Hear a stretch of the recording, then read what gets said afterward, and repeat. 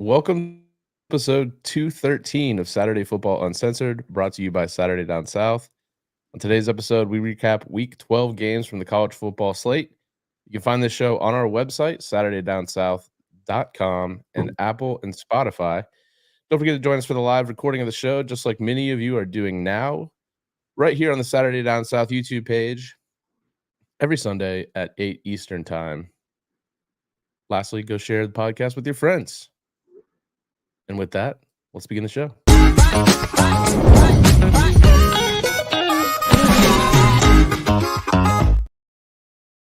Hey, everybody. Welcome back to another episode of Saturday Football Uncensored, brought to you by Saturday Down South and Texas Pete. I'm your host, Tyler Huck, and with me, as always, my co-host, Chris Marler. Chris, anything big happened this week? I had fun. Good. I'm glad. I had a perfect weekend of football, Tyler. I mean, Bama won. I got my thumbsies out. Yeah? Bama won. Tennessee lost.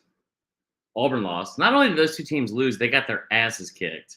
And that's a perfect day of football. It was awesome. I had a great day. But there were some bad things that happened as well. Well, some bad things that happened as well.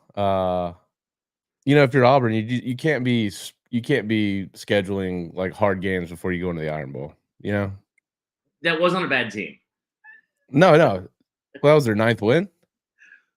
Yeah, but yeah, against Auburn, tough. They got $1.8 million to do it. All right. Well, how's your weekend outside of football? Did you have a good weekend?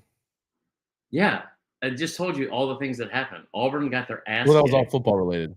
Yeah, well, that's the show, Tyler. Saturday I said football. outside of football. You don't get to know about like Friday non-football. Very uncensored. No, so it actually wasn't the best weekend. I had like, this is gonna shock everyone in the comments, but so I told you last week I'm house and dog sitting for my parents, right? So I get over here, get all my little stuff, right? So everything like feels the same. I'm gonna be here for 3 weeks. The dogs are fine, but they get up at 6 o'clock in the morning because my parents are old. So that means I have to get up at 6 o'clock in the morning. Friday, I dropped my phone, shatter the whole thing. There's 2 giant like lines going down the middle of the phone. Apparently, I'm not eligible for an upgrade, Tyler, because I was one of the first to take a 3-year contract instead of 2-year contract, which isn't shocking at all. That is one of the dumbest decisions I could have made, and I know that I made it. So I had to get a new phone delivered, and then like the internet's been spotty. So if I'm spotty, I apologize. But other than that, it's been a pretty awesome weekend. Good to hear. So where do we want to start? Do we want to start with I know where I want to start. Where do you want to start? I just got to start. It wasn't a big game. Got to start with my guy, Jordan Travis. All right. So just got to give a shout out to the man. Obviously, devastating ankle injury there in the FCS game. It sucks. I think if it was any other game, like if it was last week, we played an FCS team. Maybe you don't even play him in a game like that because you're like a 50-point favorite. But it was senior day, and the kid's meant a lot to the program. He's meant a lot to Florida State fans, City Tallahassee. I mean, he's brought us back from we had 3 wins in 2020. And 5 the year after that.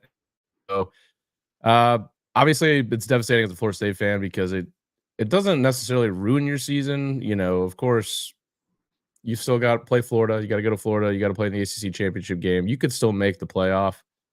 I've been on record here saying I didn't think we would have much of a chance in the playoff game against like a Georgia or a Michigan or something like that. But now I certainly don't think so. If you're a fan of someone who's already well inside the playoff race, like a Georgia or a Michigan, you probably want Florida State to keep winning right now so you can face a backup quarterback in the playoff. If you're a team right outside, you're probably looking at this as like, man, now they actually have a chance to lose and get somebody else in there. But I wanted to start with this because little known fact, Christmas 2021, really, really bad time for the fam. Both me and my then spouse were both had COVID on Christmas with our kids, Mhm. and we had no Wi-Fi, which is how you basically keep kids entertained Mhm. when you're going crazy and you're sick. And it was a bad holiday. There's a lot of stuff going on, and my mom had a really nice gesture. She reached out to Jordan Travis on Cameo and was like, "Hey, will you make my son a cameo? He's a big Florida State guy having a bad holiday." Never showed it to anyone because it's kind of weird for a 21-year-old kid to make a 35-year-old male cameo. But it was from my mom. I didn't reach out and ask for it Yeah. personally. I wanted to play it on here as an ode to the man. I saved it, and I was actually hoping to play it when we potentially won the ACC. But I'm gonna share it here. I Okay. won't cry. Don't worry. Up, Tyler? Just want to say what's up. Merry Christmas, man. Just want to say thank you for being a Seminole fan and thank you for supporting us through thick and thin. It means a lot to us. We need more fans like you. We appreciate it more than you know, man. We really do. I go out there in left field and work my butt off for people like you. In all reality, we're gonna keep getting better. We're gonna get you some more wins next year. I promise you that. Merry Christmas again, and God bless you. Up, Tyler? There it is. That was really cool. So I was coming off a 5-win season. So it's And it's cheaper. cool, man. Yeah, it was cheaper. Yeah. Get it at a price. And they've won 17 games in a row. Ever since that video, we lost a couple last year, but yeah, man. I mean, I don't think it's. I feel like Jordan Travis didn't get a lot of national like. I felt like a lot more guys like Caleb Williams and Penix and guys like that got a lot more attention than Travis, but I don't know if there's anyone that means more to a program right now than Jordan Travis, and that's probably a little biased, but really sad, man. It sucks. I was at a concert last night. I was like, oh, it's a FCS game. I probably won't be missing much. Uh-oh. Are you frozen? No, you missed the whole thing. Yeah, so I'm just sitting there. The opening band's doing great, and I'm start getting text messages flooding my phone. Season's over. Jordan Which Travis is what you shattered sent his to leg. me. Just like, And I was like, all right, cool. So the night is not going as easy as I thought it would by just taking a little breather, or not watch the FCS game, maybe catch it on I recorded it, catch it when I get back. And then we got that. So who was the opening act playing? Judah and the Lion? Judah and the Lion. Good band. I bet you wish you could take it all back. That was a good tune. They're awesome. They're awesome. Yeah, they're really good. I'd heard that song, but I'd never heard anything else from them, and they were an incredible band live. They're great. They're a really, really good live show. Where'd you see them at, by the way? Roxy? The Duluth arena over there. Oh. They said that was their favorite venue to play, which I thought was interesting. When I was 18, during one of the times that my dad kicked me out of the house for not wanting to cut the grass, I want to be very clear here that I cut the grass, but I didn't want to cut the grass. His way of making it up to me was to take me to see ZZ Top and Ted Nugent at the Duluth Amphitheater. You want to talk about a fucking methed out crowd, man. That was something. Yeah, man. So I was thinking about this while you're saying it. The whole time I kept thinking to myself, like, what a loser. Like, what a loser for you to have the video. And I'm saying that like tongue in cheek very much so, because everyone in the comments, like, there's not a single comment in here that's like judgy, thinks it's not cool. That's a really cool gesture for that kid to have. And like being deflated about an injury like that, like, yeah, I think that we've all been there with stuff like that. Like I remember when Tua broke his hip in 2019, the season, like they weren't going to make the playoff. They weren't going to none of that was going to happen. They already lost to LSU, but that was one of the most deflating and like upsetting moments I've had as a Bama fan, because man, that kid had just battled through so much and it's so awful, and he had really done so like kind of been through a lot, it seemed like, and then that happens, you're like, it's awful, and you hate to see it too, because this is a kid that's been there for 11 years and has almost single-handedly at times feels like he's brought the program back. And he's done it seemingly, I hate to use this cliche, but like the right way. Like he just seems like a really good kid. So Yeah, he's basically like the total antithesis of Jameis. Like everyone hated Florida State because of Jameis, and like yeah. Travis was just very easy to root for. By all accounts, like anybody that's run into him off the field just said he's a really classy guy. And he put on Instagram last night like he was at the hospital watching the third string quarterback score his first touchdown, and he was like, it's just he's a good dude, and it sucks. And we got Tate Rodemaker coming in at quarterback, so we'll see if he can beat Florida in the swamp. It's a tough situation. Yeah, I sent you the TikTok that he was on. He's like my new favorite. Got a little swag to him, maybe. I mean, he doesn't, but he's trying. I will say this too, and I thought about this last night when I saw it. I didn't see the injury, and I don't want to see the injury because stuff like that makes me want to vomit. So I just like immediately went to Twitter, muted Jordan Travis. Don't show me. Don't fucking send it to me, or I will. No, I'm not gonna show you. I haven't seen it either, by the way. It was all, apparently it was just facing the other way. It was just gruesome. But I thought of this last night, and I thought, like, I don't know if it's like even an appropriate response, but most of my responses to things aren't that appropriate. It's just kind of where my head went. I'm going to give you a positive out of here because I know you don't think there's a lot right now. But you beat Florida, right, on the road, and you beat a top 10 Louisville team. You're getting in the playoff. Yeah, and I know that the playoff committee takes into account injuries, and they're very specific about that. But if you win those games, you deserve to be in the playoff, whether or not Jordan Travis starts or not. Okay. Yeah. I will also tell you, to fire you up a little bit, the very first year of the college football playoff, we don't talk about how incredible of a job this was on all accounts from the player and also the coach. But Ohio State won the first ever college football playoff with a third string quarterback. It can be done. Yeah. They beat an SEC team in round 1 to do it. Who was the number 1 seed?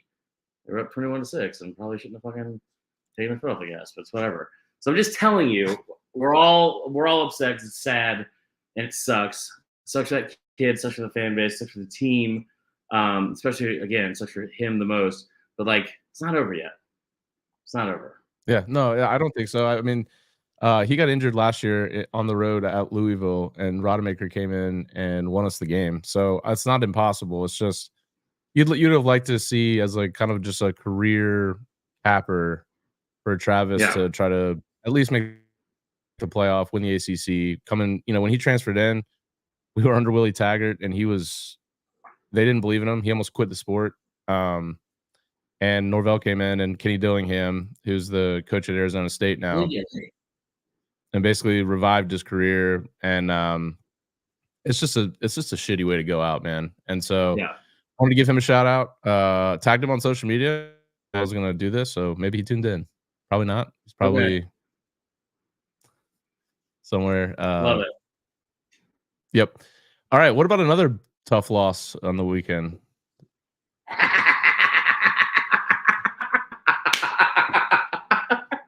Auburn got their ass kicked by 3 fucking touchdowns to New Mexico State. It was incredible. Tyler, there wasn't a turnover in this game. They almost got doubled up on yardage and first downs. Auburn got taken to the woodshed from New Mexico State. They paid $1.8 million. These Blues are different. Damn it, Chris.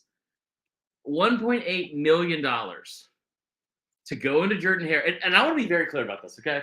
Be very clear about this. I said this last week, and you guys know me very well.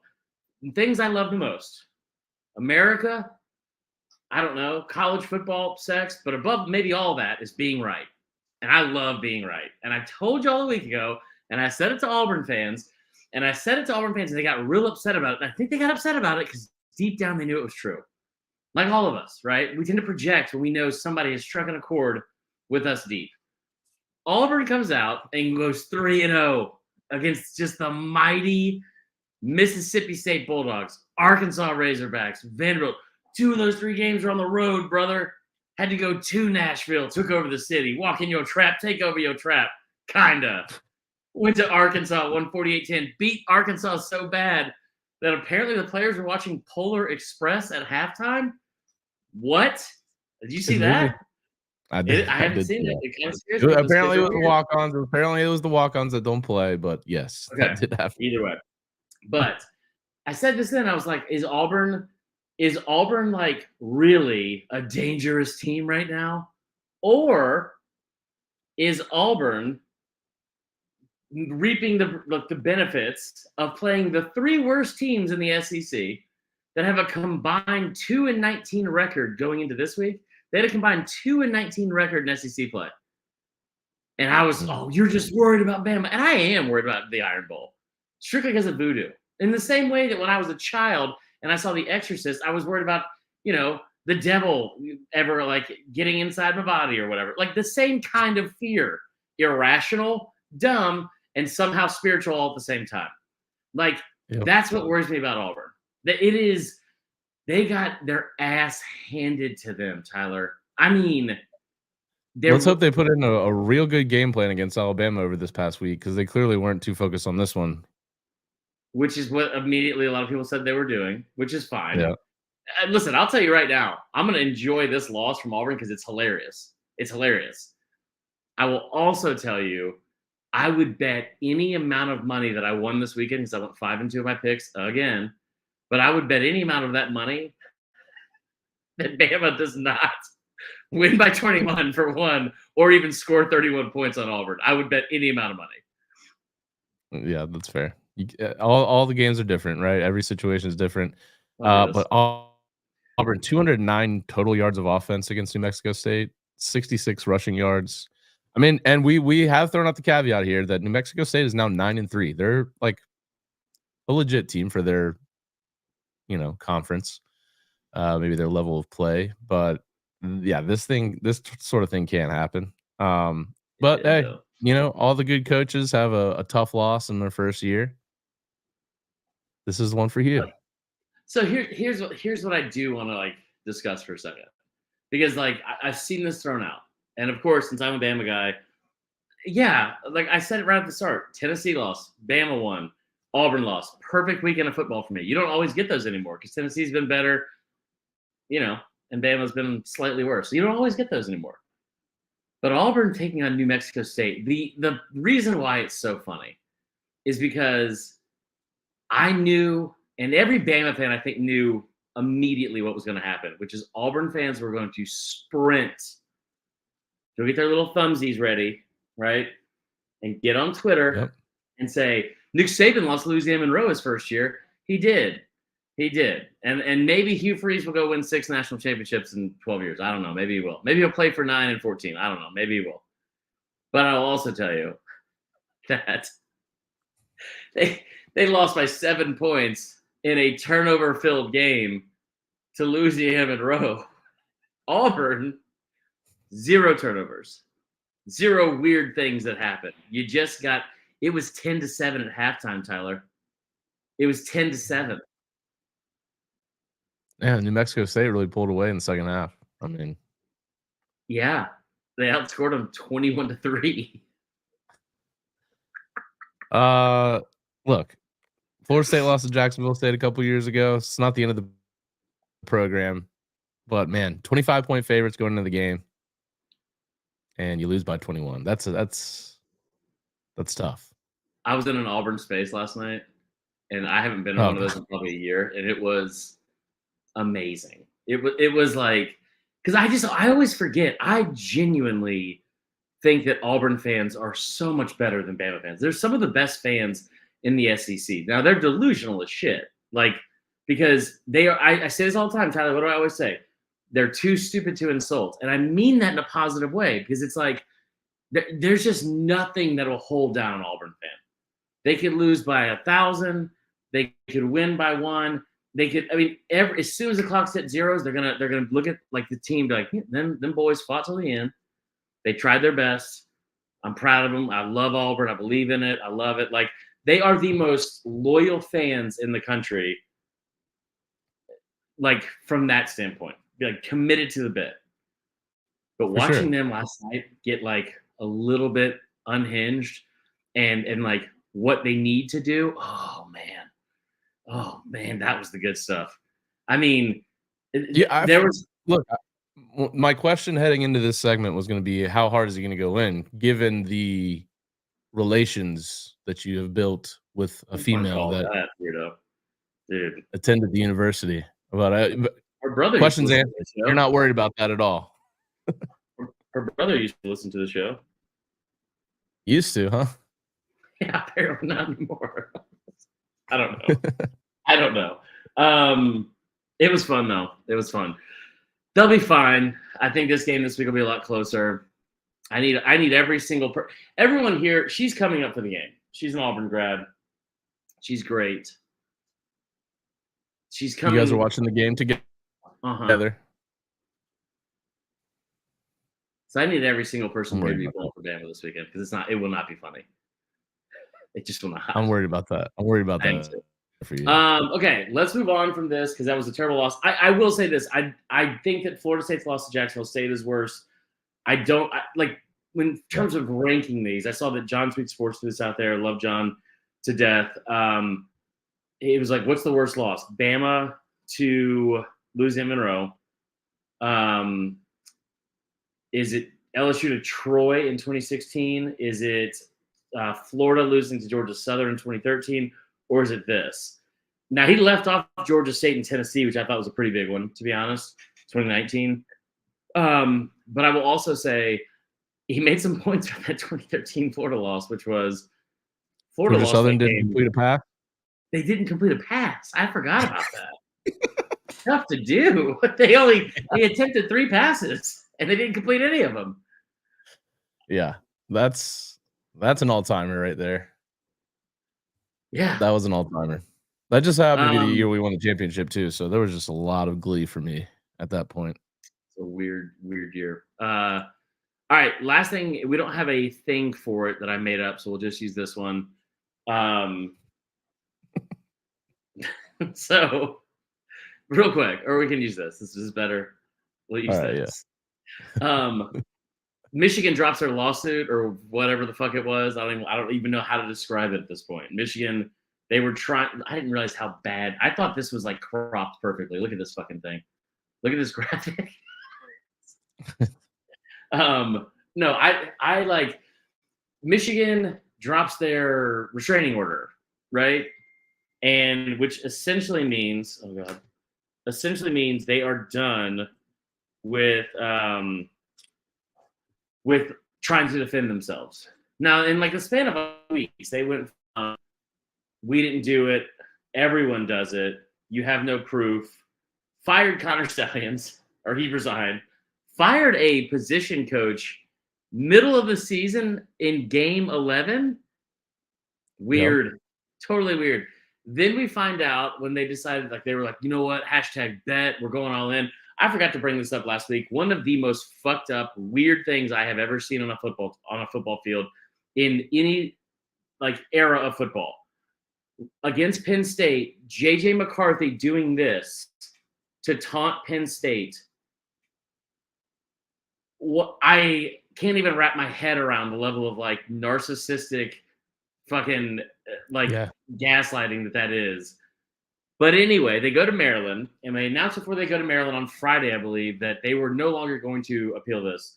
Harbaugh's out for the remainder of the regular season. The guy who cries a lot is going to take over for the game, Sharon Moore, I think. And then we kind of find out that staffers tried to delete proof and evidence of this whole cheating thing. And then, like, the coup de grace of all that, we find out that they have thank you. They had a thumbs in for the Marler minute, somebody said. Little thumbsies.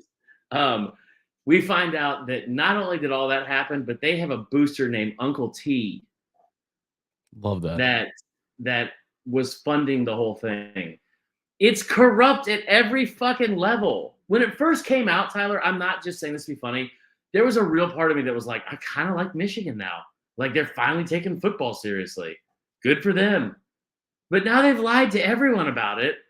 And then tried to tell, well, everyone's out to get us. Everyone's out. This isn't like Kirby and Nolan Smith saying we're going 7-5 and making up stuff to get the locker room on side. you didn't need the locker room to get on your side. You were playing the weakest strength of schedule in the entire country out of any contender that was playing. It's hilarious to me that the president of the university was like thanking the fans after Penn State. Thank you so much, everyone that reached out. We've all been through adversity. We're only going to be stronger for this. Like, oh my God, I'm oppressed. Shut the fuck up. Like, what are we talking about? I was rooting to lose to Maryland on Saturday. It was close. Yeah, well, I'll just say it. The refs were made damn sure that didn't happen. Got to protect the conference. Yeah, true. Yeah, Michigan. I think, America's team. I think they're like the anti-America's team at this point. I can't imagine anyone's rooting for them to have success throughout the rest of this year. Do you think Harbaugh's the coach next year? No, I thought that from like week 9. I think he's going to be in Chicago. Yeah, it'll be interesting to see who fills the void there. That'll be a pretty damn big job that would open up. Yeah, Michigan State both open. Texas A&M. This cycle is going to be crazy with coaches moving around. Yes, for sure. Okay, before we get into the games, can we just say one more thing that was dumb from this weekend? You know that Taylor. This was like I was kind of shocked that it just kind of flew under the radar. But Caleb Williams played his last collegiate football game on Saturday. So yeah, because he's not going to play in a bowl game. That would be dumb. No, and they got their ass kicked again. Yeah, USC got beat like 38-17 or something like that, or 38-20, I think it was, against UCLA. First off, shout out to the fact that they are doing the all-color rush game for that. I love that. I wish Bama and Tennessee would do that. They used to do it in like the 60s. I thought that was really cool. So it's one of the best uniform games in the country. UCLA's uniforms are, in my opinion, still remain to be the best. Thought that was wild. That at one point in the game, Tyler, like down 25 with less than 5 minutes to go, they had the ball on the 7-yard line with -3 yards rushing. Caleb Williams at quarterback. Lincoln Riley, who is just continues to prove to me, and yeah, I had money on this, okay? So this is probably why I'm so upset. Because one of my main picks was Caleb Williams over 1.5 touchdowns. But he just continues to prove to me that he just doesn't get the big picture of things. Like, he just doesn't get it. Doesn't think that he needs to get a defensive coordinator. Doesn't think that, like, the weird shit he did at Oklahoma on his exit, like leveraging the shit with LSU is going to somehow, like, not leave the rest of the country hating him. Just assumes that, like, it's like he thinks that everyone's just going to forget any of his bad stuff and only give him, like, credit for the good stuff. It's a lot like me on Twitter, to be honest. So he decided to, in the last drive of Caleb Williams' career, they ran the ball to pull within 18 and then finished the day with 3 yards rushing. I was irate. To pull within 18. It was like, that's another job that, like, I don't know if it's that low key because a lot of people have talked about it, but like Lincoln Riley, how long is he going to be at USC? No, I don't know. Yeah, did you block that person in the chat? I don't know what's yeah, going what the hell is that about? It's like, yeah, I don't know how long he's gonna be there, but it is like I do think that there's a legitimate chance that he could end up being in the NFL pretty soon. Yeah, I agree, and it may be as good a time as ever as Caleb Williams exits to exit with him, which would be crazy to have another job like that open up. But we'll see. This is all speculation. We don't like to speculate on this podcast. That's right. Not one of those them. Let's get into the fun stuff, shall we? Let's get into it. Georgia, Tennessee. Pretty much played out exactly like your pregame speech went. Second year in a row. Yeah. I had predicted 40-23. I can't remember your prediction, but 38-10 is the final score. Georgia wins by 28. That's my way that I do every week. This was my lock of the week. Just seemed very obvious. And Georgia at this point is very obvious. Like, they're just the best team in the country. Yeah. I don't know. What did you think about this game? I was still watching the Michigan-Maryland game at the end, so I missed Tennessee's entire offense. They scored on the first play. I knew they scored because Lillian Tysinger, my good friend, best friend, and Georgia confidant, sends me a text and says, "Cancel the season." And I was like, "Oh God!" Like it's clockwork, dude. Every week, burn it to the ground, fire everyone. It's like one of my favorite things. And so she sends me this text, and she's like, "Cancel the whole season. Just it's over." And I'm like, "What happened?" And she's like, "They scored." And I was like, "How many plays?" She's like, "One play, Chris. One play." Down 7-0. And I was like, so immediately I'm like sprinting to Bovada, being like, what is the live line? What is the live line? Should we add this? But it was also very weird because Tennessee was a 10.5-point underdog to open up the week, right? So that kind of made me think that Vegas had into something. And then there was a huge push the night before where it got bought down to 9. And I was like, maybe I'm crazy. Like maybe for a half second, I was like, this thing gets down to 7. Either something's up or I'm going to be a millionaire. Like this is super weird. Yeah. I mean, I felt bad. I got it at 10.5 and I was like, damn, I saw the line come down. I was like, man, I'm the fool here, I guess. I just seemed very obvious. I mean, 10.5 is not a great number, but I still felt good about it. And then it gets down to 10, 9.5, 9. What was the final? Was it 9? I think it got back up, but a little bit, but it was hovering at 9.5. Why are these still on? I keep forgetting. So I thought that was interesting, but like I'm just so tired of Georgia being so good, man. Like Bama looked so good during the day. They looked so good against Kentucky at times. And all I kept thinking in my head, I was like, all right, we're the 12 o'clock game. Hayes in the barn for us today. We look great. We look improved yet again. This thing is rolling. Maybe Georgia will show the opposite of signs of life. And it's like, no, anything you can do, we can do 10 times better. And we're going to do it against a real team. Walked into Rocky Top. This is one of the things that I said, and I meant the most out of my rant, besides eat a dick Tennessee, was when I said that Kirby Smart has emptied that stadium almost every time he's been there. Almost every time. I said it over and over. There's 4 corners to a coffin. And you saw it with Florida, Bama, and Mizzou that put the first 4 in. And really, when you think about it, man, like the Florida game, I could see them making like, not excuses, but like, all right, it's like it's a rivalry game. We didn't practice as well as we should have. Our center was out, whatever. But the way they blew the lead against Bama seemed like it was pretty damning the way it was going to be the rest of the year. And then they go to Mizzou and they get their ass handed to them. So then you got to play Georgia. And I just didn't think – there's just nothing about Tennessee's program. It's the opposite of Auburn, in my opinion, where Tennessee will roll over and die. Tennessee will flat out roll over and fucking die if given the opportunity to do so. And I've thought that forever. Like that they are just a still ranked, by the way. Good. That's great for me. Great for me. And they're not going to lose that ranking because they have Vandy this week. Love it.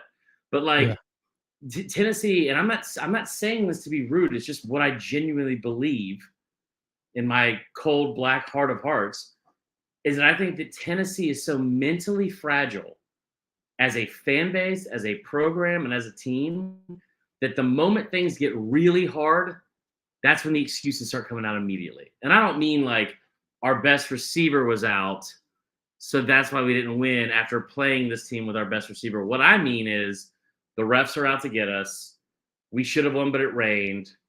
We only didn't lose this game because of this. The program's only down because Butch Jones, Derek Dooley, blah, blah, blah, Lane Kiffin. Like, I mean, dude. I mean, you did hire those guys, so you did. I don't know who takes the blame for that?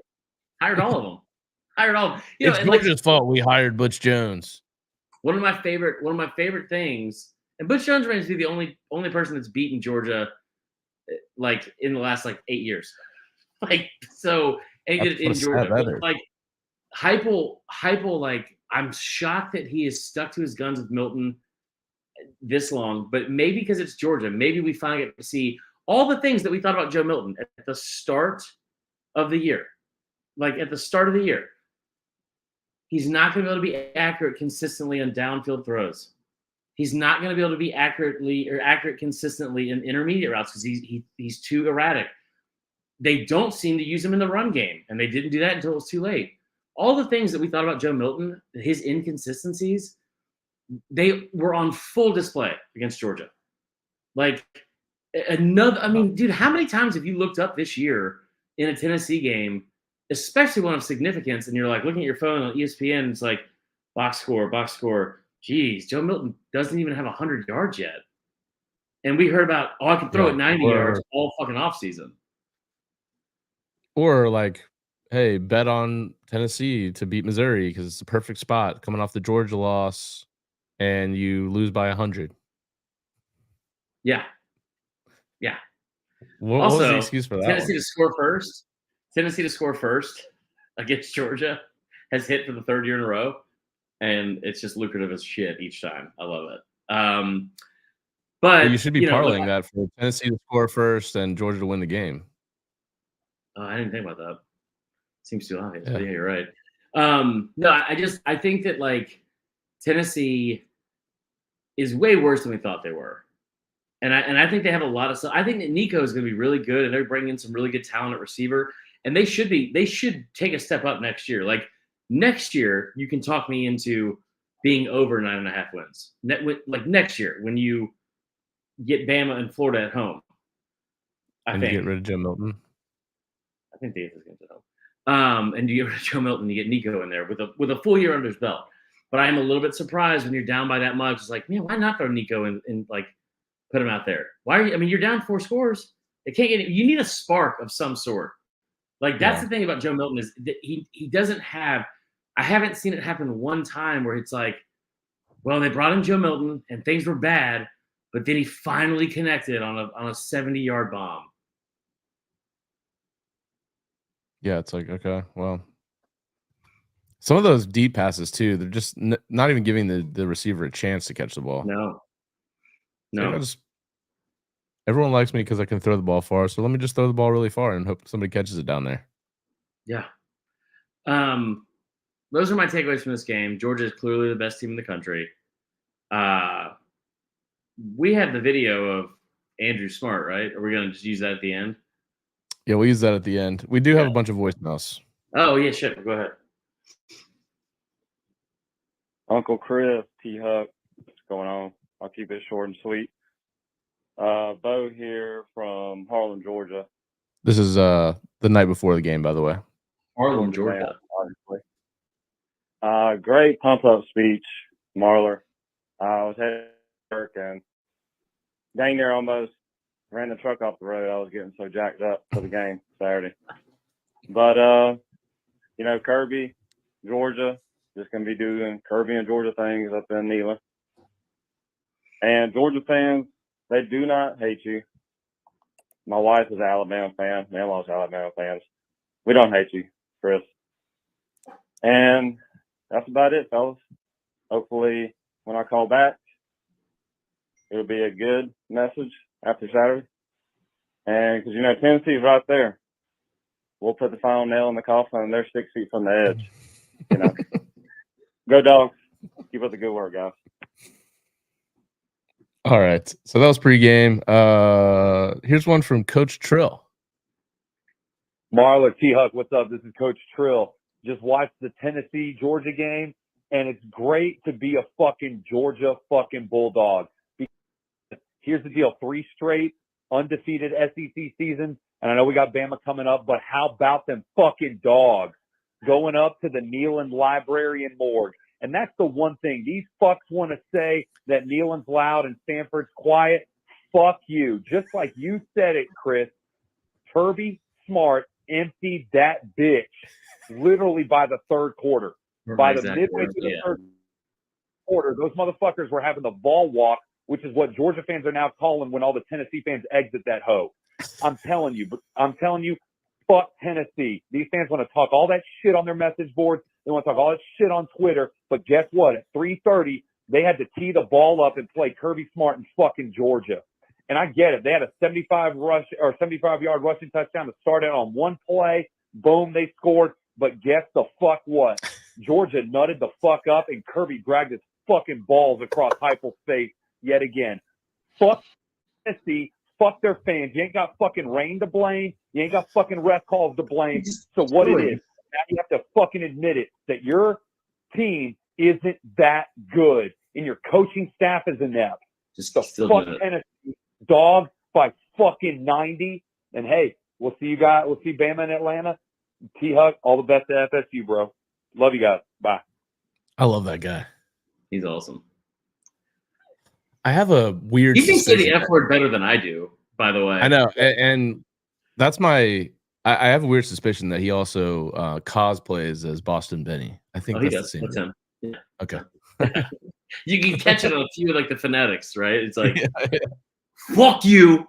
It's just, All right. Let's see. Steven from Atlanta, UGA fan. Just like to say a shout out to the second worst fan base in all of college football. That T in the middle of the field must stand for terrible. Nice. Trailer trash hillbillies up there cheering when Chubb flamingoed his knee. Now you got two players out there trying to twist Brock Bowers' leg. Classless.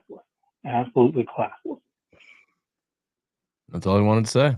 I- Just wanted to. So, He wanted real to quick on this, but I didn't see the twisting of the knee. I heard that fucking fat moron before the game who was talking about all that shit about whatever, about how like they're gonna break his knee. One of my favorite moments, maybe in internet shit talk history. You know who I'm talking about, right? The fat Tennessee fan. yeah. The fact that it took less than 12 hours for Georgia fans to find out that he was arrested on an episode of like Off-Brand Cops for smoking weed at a motel was incredible. Like, I mean, just incredible. Then he was like, they're gonna break his ankle. They're gonna break his ankle. And if you got a fucking problem with me, you come to my trailer if you want the smoke. And I was like, no, he did not. He said, come to my trailer park. Oh, And I yeah. was the like, park. love it. Brock Bowers had an incident where he got up, and Brock Bowers is like, we see him celebrate for touchdowns. But he is very much I'm not using this because he's white. Put your head down, like grind it out, gritty, work pail, lunch pail, what the fuck ever type thing. Like what I mean by that is he's never a guy that's like super showy or flashy, right? Yeah. And you don't see a ton of emotion on a Brock Bowers. And he gets up real heated at one point. And then it seemed like, and I don't know this to be true for sure. Maybe you do. I know in the stands or in the comments people are saying it. But like what I was told was that somebody spit in his face. The Tennessee player spit in his face. Horrible. That's like one of the like two things that you don't do to somebody on the field. Punch him in the balls, which the guy from Ole Miss did, or I forget who it was, but just the uppercut to the Johnson. Probably don't do that. And then spit in someone's face is just like the ultimate classless move. I really, really don't want to harp on it because it's not all Tennessee fans, right? It's not. But it's just wild to me that like, I mean, their baseball team is full of like kind of some shitheads. Like just like they were awful a couple years ago, and they wear all this like a badge of honor, and the fans love it. You know, when Rick Barnes leaves or retires, I don't know who the fuck they're gonna bring in. You know, probably Draymond Green to be the fucking head coach. Like but that's just it's crazy. That's fucking hair. Bring Bruce Pearl back. Look, I look like the fucking dad from Little Giants. Look at this. It needs at some point. It just needs to. Come on, man. Yeah, I maybe next time you like go to the barber. I don't know. I'm just throwing out ideas. Why don't you fuck off for a second? How about that? Yo, T Huck, Marler, take the rake here. First time, long time. Wanted to call, say, love you guys, love what you do. Listen to every episode. Nice. Also, go Dogs.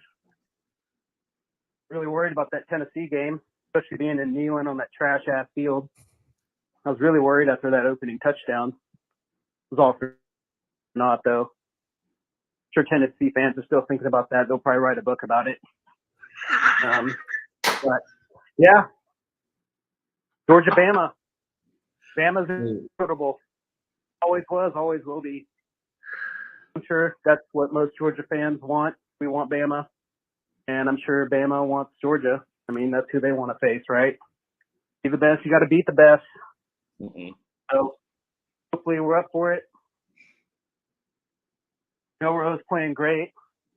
Them big, thick, juicy thighs of his running all over everybody. What? Them BBTs.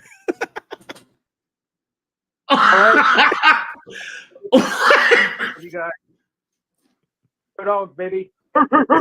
The BBTs? BBTs. I haven't heard that one before. I don't know if that's a searchable. What do you call it? Abbreviation. I ain't gonna let some smart ass kid talk about my dick. Talk about my thighs. All right, Thanks a lot, we're 45 minutes Tyler. into the show. We're 45 minutes into the show. We'll do one more voicemail and then we'll move on. Yeah, and then we'll quit. Yo, Uncle Chris, T Huck. It's your boy Miller time. First off, as I sit here and sip my celebratory victory bourbon, just want to say prayers up to FSU quarterback Jordan Travis. Shit just happened shortly ago, and that's fucking terrible. I hate that for him. Hate that for that team. But moving on, reason I called, I was going to plan on calling, is Georgia's once again successful, 11-0, looking at taking the record for the longest win streak from Alabama here next week if we win over Georgia Tech. Just want to say, after playing in Knoxville today, fuck Tennessee, fuck that trash-ass fan base, and fuck that just stupid fuck-looking coach of theirs. I'm sorry, I'm a little hyped up right now, but God, I fucking hate playing there. I hate that field. Fucking Tate Ratledge is hurt because of that trash-ass Neyland Stadium. Got a little bit of hate in my heart I'm trying to let out right now. But anyway, we move on. Georgia Tech next week. Bama, speed bump on the way to the college football playoff. Speed bump. I didn't want to believe it at the beginning of the year. I barely wanted to believe it going into last year that we could repeat. And it felt like an even more far-fetched idea going into it this year. But I'm finally letting myself start to believe. I'm ready to be hurt. I think we do it. I think we three-peat. Kirby cements himself as one of the greats all time in the sport this year. Go Dogs! Yeah. I was worried where he was going to go with that. Yeah. But has it? I was trying to think. Would you be the first team ever to three-peat in the modern? Are you serious or kidding? I'm kidding. Oh, okay. A lot of people want their also- voicemails to be played, but there's so many that I No. can't play them all. No. We're I mean, almost an it's a hour in. great win. It's a great win, and I'm happy for Yeah. Georgia. I thought it was a really impressive win. Anytime you guys can prove me right, I love it. I will say this. The most disappointing thing from the entire game, Tyler, and I didn't even think about this until after I listened back to it, I messed up my own catchphrase. You did? Yeah, I was like, at 3 o'clock on Saturday, I didn't say tee up that ball. And I think that you know what, Tennessee, you can blame me. That's probably why it happened. We're not going to play all of them. Zach. Yeah. You especially. Yeah, sorry, Zach. I thought that last one was yours because you said you shouted out Jordan Travis, so I knew that one had that one in there. But I think there were Zach is multiple a ones. crazy asshole. We'd love him for it. But yeah, what is also up with Tennessee's field being so shitty? Yeah, I gotta admit, I don't know. Is it just like in really bad shape or something? I didn't notice. People slipping all over the place. It's just weird. It's just weird. All right, what do you want to go next? Here's the things I definitely want to talk about. We should talk a little bit about. Hold on, let me look. We don't have to talk about Clemson UNC. It's a nice win by Clemson, but I mean, who cares? Yeah, I was gonna say I didn't watch that. I want to talk about Mizzou. We can talk a little bit about. Okay, real quick. We'll make this very brief. This is one of the primary reasons why college football remains to be the coolest fucking sport on the planet. I'm tuning into this game. It's being played like a stone's throw from the house for a Joe Milton throw. And I was like, man, maybe I should go down there. It's like, I feel like there's something going on this weekend. I can't remember what it was. Darude, live and in person, the creator of Sandstorm. No, I didn't. But I thought about it, so it counts. But like Darude, the creator of Sandstorm, they're about to kick off, and it's the best setup for this because it's my favorite crew. It's Jordan Rogers, it's Tom Hart, and it's Cole Kubelik, and all friends of the show. They've all been on here before, and I'm looking at the screen, and it's just Cole Kubelik's monstrous ass next to Darude, just like, hey, this is your song. And he's like, what does this mean to you? And the guy is like this little smaller, he's like a normal sized dude, I guess, probably from Germany. And he's like, yeah, this is incredible. And then it's like, but I had goosebumps watching it. Like, I love that moment in college football anyway, but like, you just don't get that in other sports. Like if Darude showed up, like I have actually seen Archie Eversole perform live at halftime of an Atlanta Falcons game. No one gives a shit about watching Archie sing We Ready, even in downtown Atlanta. This was awesome. This was so awesome. That is cool. And South Carolina gets a big win. We predicted it. Into Rattler over 1.5 touchdowns. That was free money. They got to go into they get Clemson at home. And here you go. You got a chance to make a bowl, kind of turn the season around, the vibes of the season, because things have not been great in South Carolina. Yeah. Kentucky. I mean, yikes. So Kentucky's they've already clinched a bowl. So, you know, they play Louisville next week. It's outside of being a rivalry game, it's kind of a meaningless game because Louisville's already clinched the ACC title game, and this wouldn't count towards it anyways. If you're Stoops, like you have a good, like he has one of the best jobs because there's not real expectations at Kentucky for football. So like if you win 6-7 games, like people are gonna be happy. But like with all these big jobs opening up, and he is well respected in the coaching community, like would you take the opportunity to, because you obviously know that you're never going to win big at Kentucky. Never. It's just not going to happen. So I don't think he's big enough to go to a real opportunity. Like Michigan. And I'm not saying I like Mark Stoops a lot. One of the greatest interviews we've ever done. Super nice. I think he's a really, really good football mind. And I think he's a good head coach. But I think he's a really, really good football mind. Whole family of coaches. I mean, like people forget he was a position coach at Arizona when Gronk was there. Like he has been around some like incredible players. He was Florida State's DC before Pruitt. He was like a defensive backs or safeties coach at fucking Miami. Miami, yeah. Like in the early 2000s. Like he has been around some incredible people. So that resume is insane. I don't know if he'll ever get the opportunity to have a big opportunity. Like I don't think if USC opens up, I don't think he's going there. I don't think he's going anywhere in the SEC. Like, so I don't know what step he would take. Like, what's the next step for him that would make sense, like logically? Because I always go back to this. Where? Michigan State would be a good job for him, I think. I actually agree with that because he grew up in Youngstown, Ohio, so it's a state away. Even though Youngstown's not that far, I don't think from Kentucky. I don't know. That whole area of maps I'm not great at. But like, I will say this. I use this example constantly. Brett Bielema. Brett Bielema was at a Wisconsin job where he was going to make the Rose Bowl every 3 to 5 years. He was going to win the Big Ten West every 2 of 3 years, right? Like they were locked in. Like he was the power in the Big Ten West. He was almost seemingly always going to get to Indianapolis, all that stuff. He decides to leave there to go get paid $7 million a year in the SEC and go compete in the SEC West. And I'm full like on board understanding competition. If you're a competitor, if you're an athlete, you're a coach, you want to compete and you want to compete at the highest level. There's also something to be said for like, you know, like knowing your limits.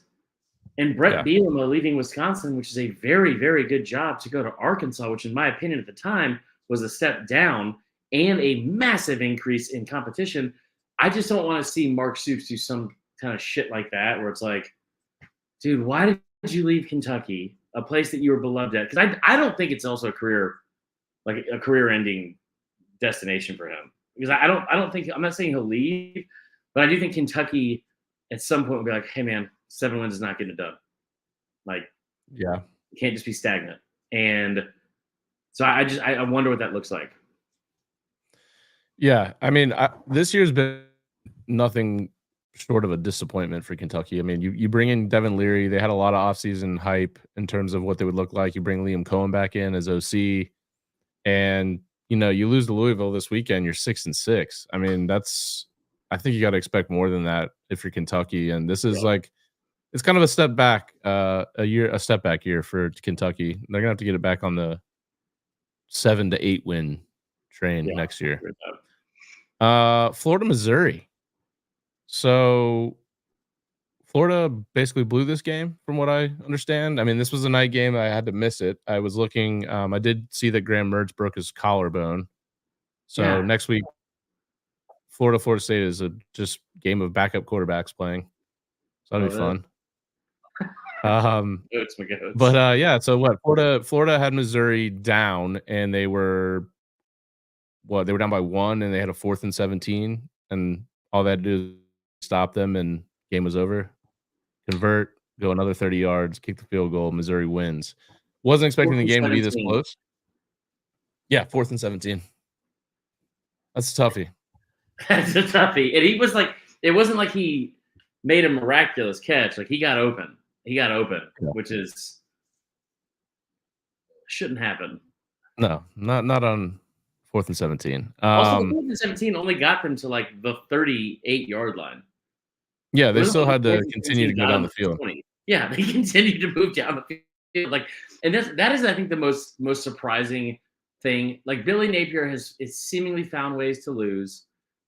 I still think he has a free pass because he's going to lose most likely his last 5 games of the year. I mean, he needs this win against Florida State. I think it would be super helpful for him because now people have forgotten about the Tennessee win, right? Yeah. Now, if they'll make a bowl if they beat Florida State, so it'd be nice as well for them. Dude, what if they lose? But let's be honest too. Let's be honest. If he loses at home against a backup quarterback, like Jordan Travis isn't playing in the game, and they still lose, which I get it. They have a backup too, and they're still not favored to win the game. But like, that's your pass. Like you had no chance. Now Florida State's quarterback's out, so you sold the game out. Go win the game if you're Napier. Like you got to win that game. They're number 14 in the country, though. You're just saying that. Yeah, no, I am just saying that, but it's a 7-point spread. I mean, it's not undoable. I like that. Yeah. Some of the lines are kind of crazy. I'm sort of wondering. Bama Auburn is only 10.5. That's crazy to me. Yeah, I don't like it. Anyway, the Kentucky line was 10.5 too. We saw how that went. First thought I had. Very first thought. Yeah. Now listen about this game. Cody Schrader's still a beast. Yeah. They like, and Brady Cook, man. Brady Cook, I thought this was a perfect example of like, you know what, man, this team really, and the program itself continues to have to like overcome obstacle after obstacle and like negative perception after negative perception. And this would have been a horrible loss, especially the week after you beat the shit out of Tennessee. And then like the video that went super viral of Eli Drinkwitz. I like Eli Drinkwitz a lot. I think he's a better shit talker than people give him credit for. But that was not a great look in my opinion. But this "we stand on business" thing, still not 100% sure that what it means. And I don't think it's just because I'm white. I think it's just because, or that I'm old. But I think that like the whole "we stand on business" thing, the way he did it, "we stand on business, Josh," and then just like fucking sprinted away. Like, come on, man, come on. Like Josh Heupel is built like that fucking Ghostbuster ghost on the cover of the Ecto Cooler can or Ecto Cooler box. Like he's not. What's he gonna do? Like Slimer, yeah. So I think that it's a huge win for them, and it was good to see that they had everyone involved. I thought that was great. But yeah, and that's pretty much all the time we probably just filmed this game. We do have 2 voicemails from Florida fans. Oh god. Hey guys, it's a Florida resident here after that wonderful loss to Missouri. Yeah, I don't know. I don't know. I don't know know what just happened.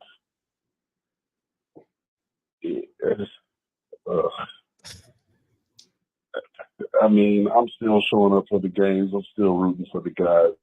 I really don't have a slight clue of what's going on. Probably should have won that game, but at the same time, I can see how we lost them too. So,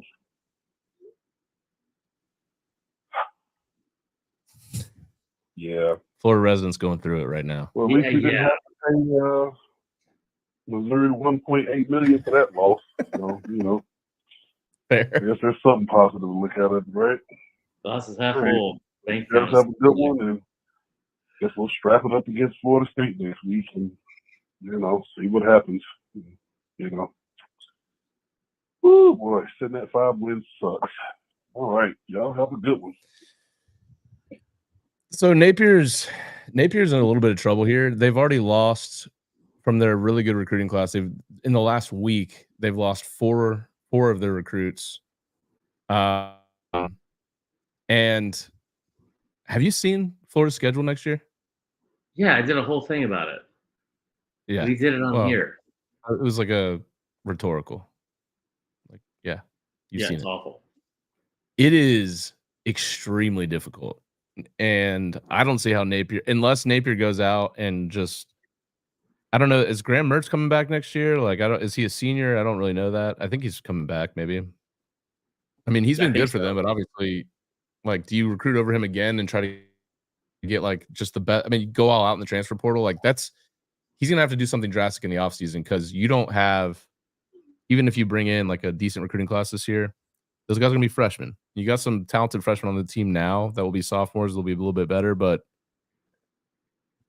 they may not make a bowl again next year. So they're gonna have to start something drastically different in the offseason with the transfer portal, I think. One more Florida voicemail here. Oh God. Fellas, it's Logan, the Gator boy, calling in on Sunday morning, getting the news about Graham Mertz being out for the rest of the season, however short that's going to be. This sucks, man. But anyways, I'm planning on going shark diving this morning with a bunch of buddies down in Jupiter. And I only see this going two ways for me. One, I get a magical experience swimming with sharks without a cage in the middle of the ocean, getting up close and personal with these amazing creatures. Or two, I get absolutely devoured and ripped limb from limb by a bunch of bull sharks, and I don't have to survive through a third consecutive losing season for the Florida Gators. So I see this as an absolute win either way. And Tyler, my wife is a FSU fan.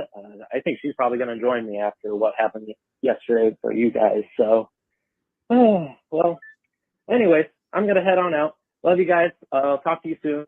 Maybe. Go Gators. Appreciate you calling in, Logan. And no, hold on. Logan, call us back immediately and let us know you're alive. Because that is no cage. I didn't hear that part. What are we doing? Yeah, he was like, yeah, you get up close to these creatures, no cage. Like that's an insane person right there, Logan. Logan, please call the show immediately. No cage. In fact, Logan, if you're listening live right now, call into the line and leave us a voicemail. And I'll play it right now. Just make sure you're okay. Yeah.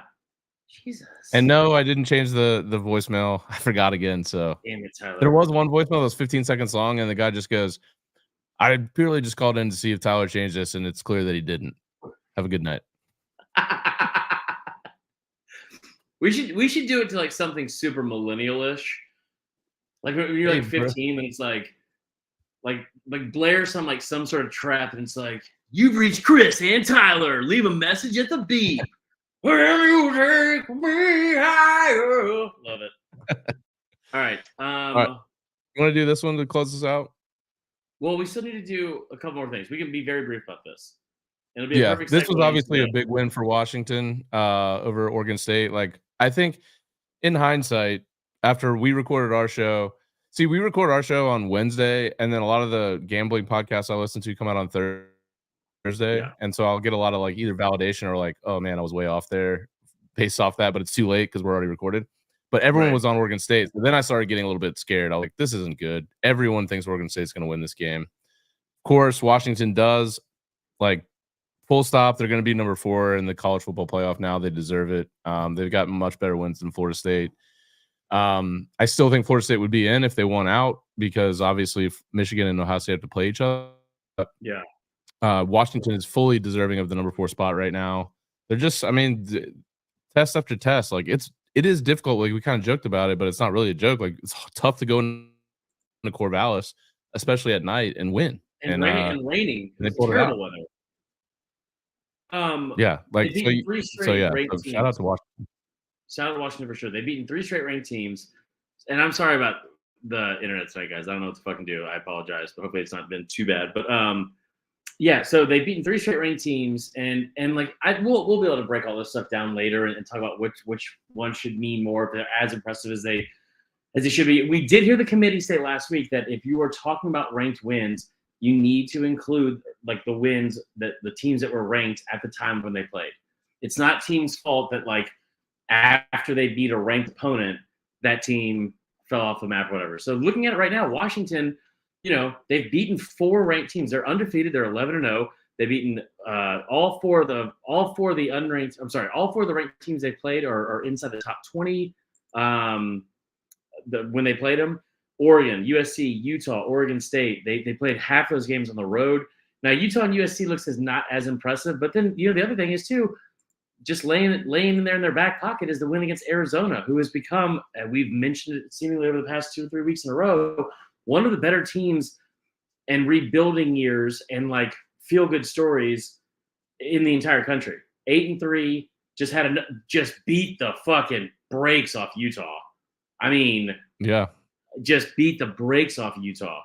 So I thought that was, I think that can kind of stand for itself. I will also say, Oregon State makes a couple costly penalties. If you would have told me they held Washington to 22 total points, I would have thought they won the game. Dude, Washington didn't score in the second half. They had 22 points in the first half. That's pretty crazy. I mean, yeah,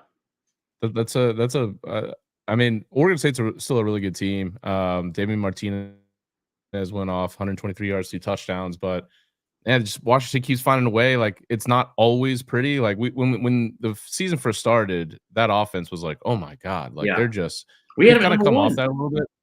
Yeah. And I still think their defense will ultimately be an issue once they get to the playoff and play somebody like Georgia, but they're fully deserving of being the top 4 once the new rankings come out on Tuesday. Yeah. All right, before we give our rankings, let's just do this. How about for our not newish segment, okay? Saturday Football Unhinged, the most unhinged things that we saw this past weekend. I love making a graphic where none of the greens match at all, Chris. Almost impossible to do in Canva. Great job. Let's just do our top 3 most unhinged and funny moments. And I think I'll start. I'm not even going to rank these, but I'll start with the one that I saw from Corvallis. Where are you going? Okay. Go ahead. Do I have to pull it up? I was going to Mini Kirby, but you can start here. That's number 1. Bring that up first if you want. I was just hold on. Go to Twitter and bring up the Corvallis one. Do you have that? I don't. Okay, good. Bring up Kirby or Andrew. All right. So I think most of the people in the chat, at least, have probably seen this already, but we're definitely going to still play it. So this was a video from the sideline at the Tennessee game. Focus in on a young man, and I do mean young, a small child. That's actually Kirby Smart's son on the sidelines at Georgia. And look what he's doing.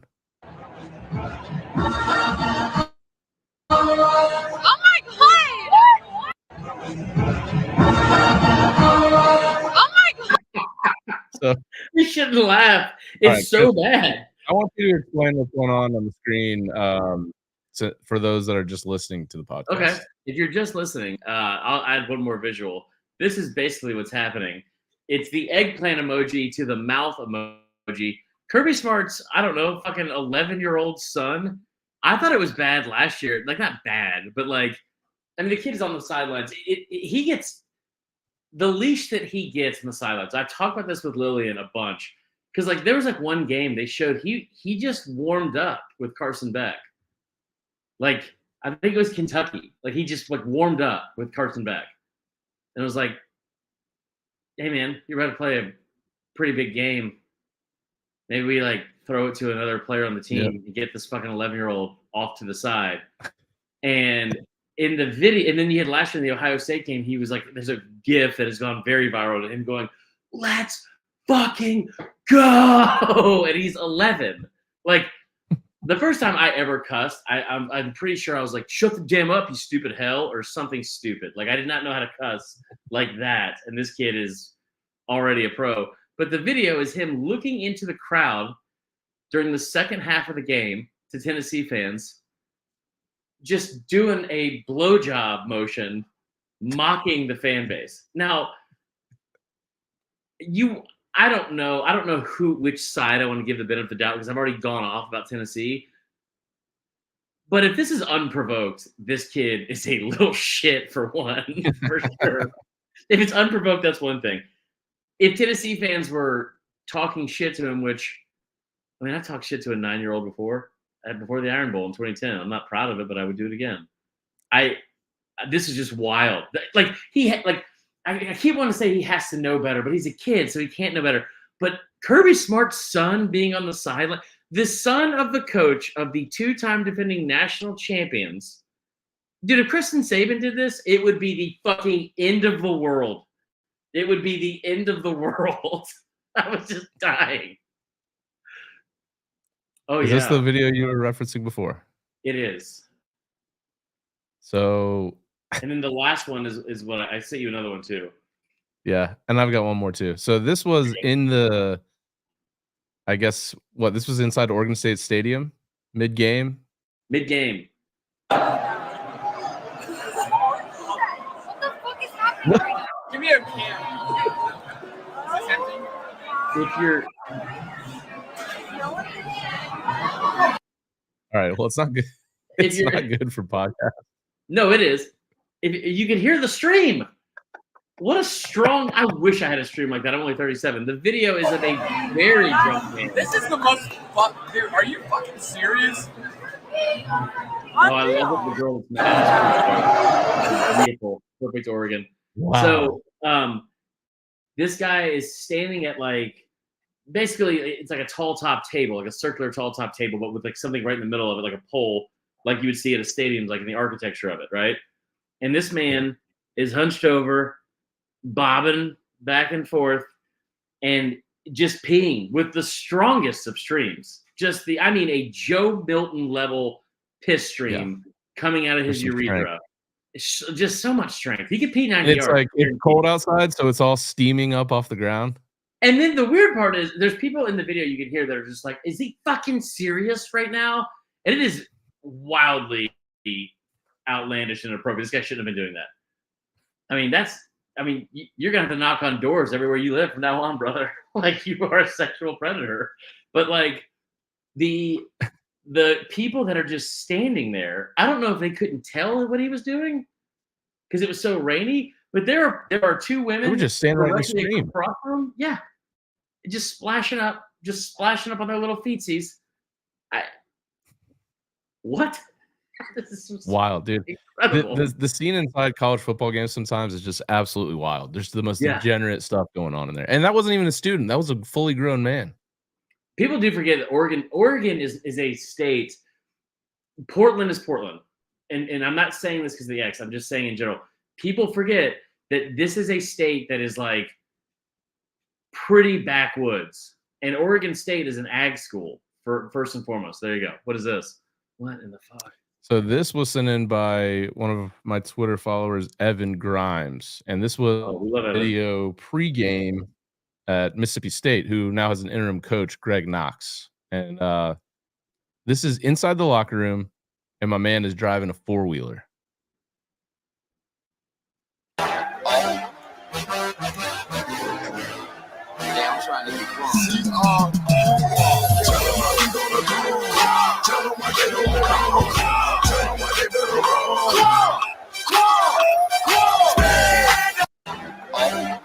I don't. What was it cut?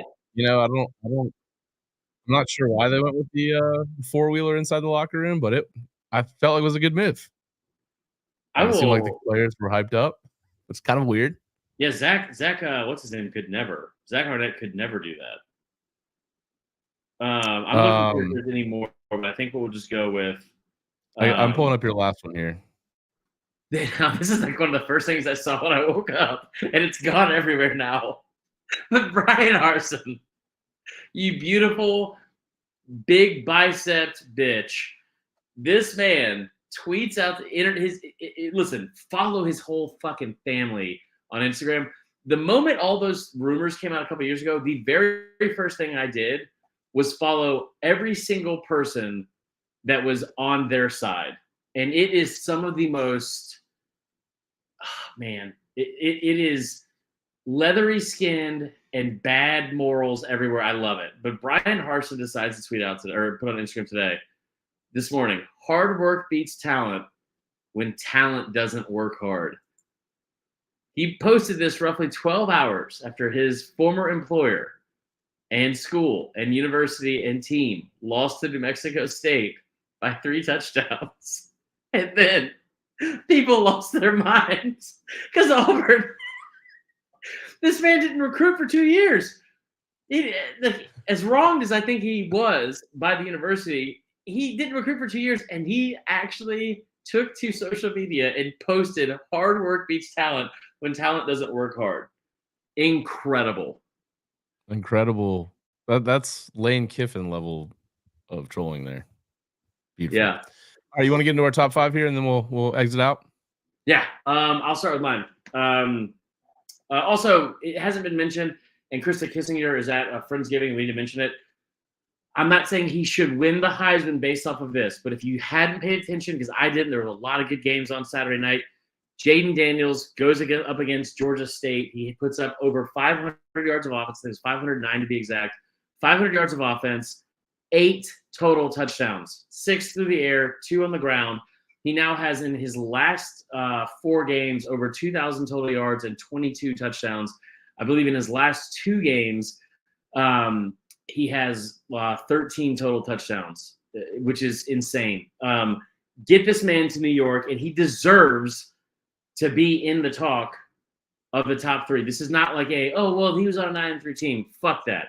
Like, this is crazy. Like, the numbers he's put up are crazy. Over 4,000 total yards. I think he's at a total of like 46 touchdowns. Crazy. I never saw Jaden Daniels turning into that. Like, I thought he would be a good transfer for them potentially. Yeah. But he's been incredible, and he definitely deserves the Heisman. I agree. Okay, here are my top 5 based on who I think would win in this order today. Okay? Well, maybe that's what's based on. I'll just say the top 5. 1, Georgia. 2, Ohio State. 3, Washington. 4, Oregon. 5, Michigan. Michigan is a different team without their head coach and all the other teams signed. Who would have fucking thought? There you go. I hope they get their ass beat this week. I will also go Georgia and Ohio State 1, 2. I'm actually going to go Oregon 3, even though they lost to Washington straight up. I think when and if they play again, Oregon will win that game. Then I'll go Washington at 4. And at 5, I'll go Michigan. I've got Florida State out of my top 5 right now based on Jordan Travis being out. And they just haven't looked quite as dominant as they did in the beginning of the season. I think they're pretty banged up, and I'm also very sad. So that's just it. Right.